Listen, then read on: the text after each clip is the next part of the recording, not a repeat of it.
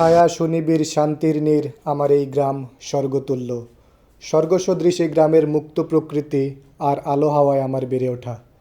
তাই এই গ্রামের প্রতিটি ধূলিকণা থেকে সব কিছুই আমার কাছে মধুর ও প্রিয়।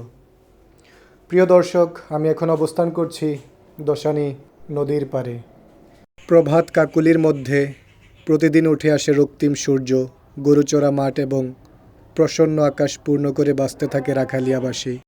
দর্শক, আসুন এই নদীর পাড়ের সৌন্দর্যটা আমরা একটু উপভোগ করি।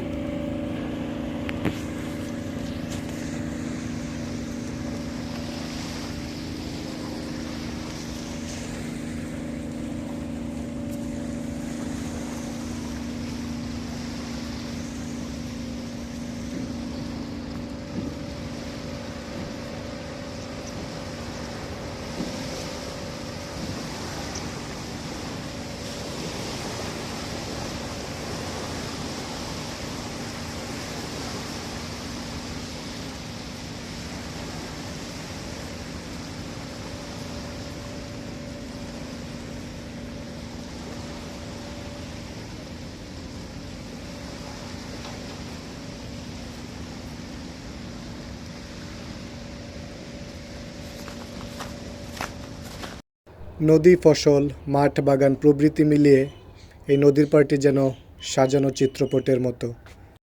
এই জায়গাটায় যেন চিরন্তন বাংলাদেশের হৃদয়ের স্পর্শ মেলে।